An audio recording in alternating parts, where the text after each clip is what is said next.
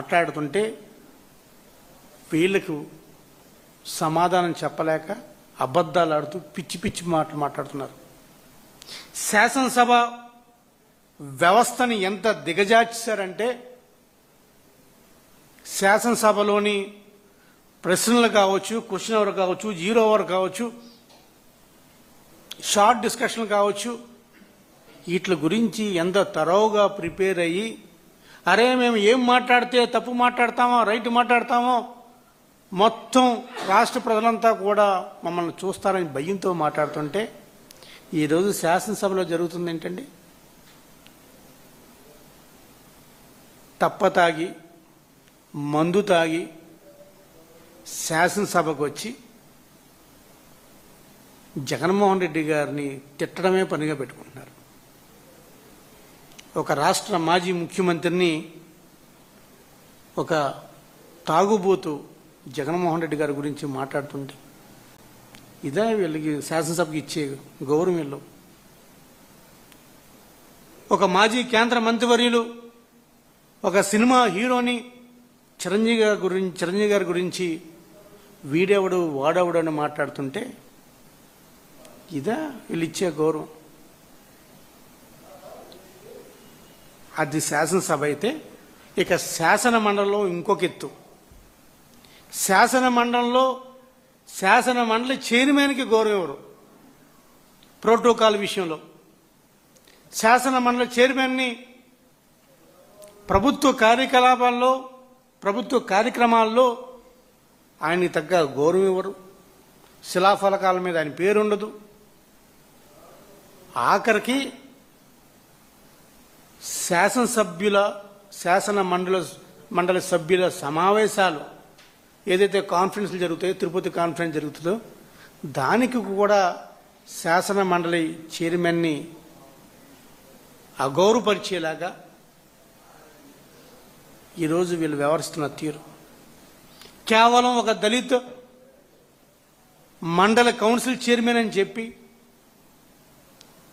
లేదు ఒకప్పుడు ఇతను వేరే పార్టీ ఇతనితో మనకొద్దులే అని చెప్పి ఈరోజు వాళ్ళు వ్యవహరిస్తున్న తీరు, వ్యవస్థలని సాంప్రదాయాలని ఏ విధంగా గౌరవిస్తున్నారనేది రాష్ట్ర ప్రజలందరూ కూడా చూస్తున్నారు.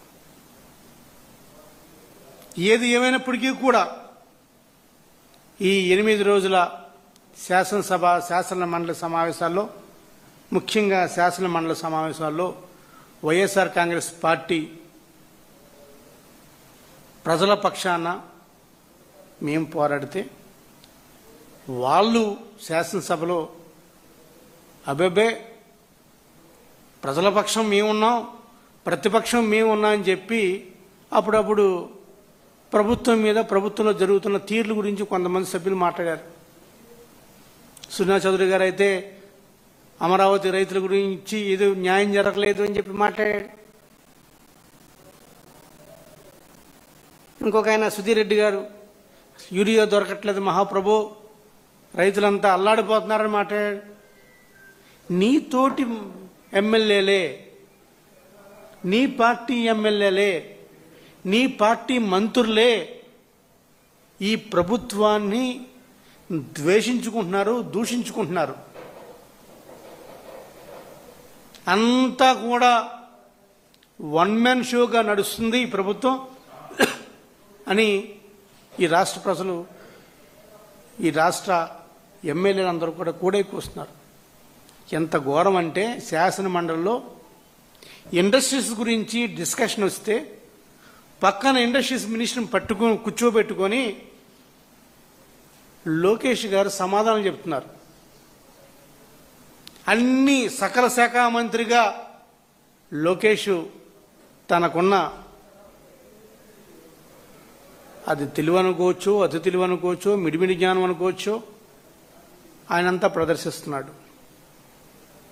ఏది ఏమైనప్పటికీ కూడా ప్రజల పక్షాన ఏమైతే మేము శాసన మండలంలో ప్రస్తావించిన అంశాలు, రైతుల సమస్యలు కావచ్చు, రైతుల పంటలకు గిట్టుబాటు ధరలు కావచ్చు, మద్దతు ధర కావచ్చు, మెడికల్ కళాశాల విషయంలో కావచ్చు, స్టీల్ ప్లాంట్ గురించి కావచ్చు, సూపర్ 6 గురించి కావచ్చు, వీళ్ళు ఏదైతే హామీ ఇచ్చి చేస్తానన్నారో ఆ హామీ ఇచ్చే వరకు కూడా, ఆ హామీ చేసే వరకు కూడా మేము పోరాటం చేస్తాం, ప్రజల పక్షం ఉంటాం, ప్రతిపక్ష పాత్ర పోషిస్తాం. వైఎస్ఆర్ కాంగ్రెస్ పార్టీ ప్రజాపక్షాన్ని నిలబడుతుందని చెప్పి మీ అందరి సమక్షంలో తెలియజేయడం జరుగుతుంది.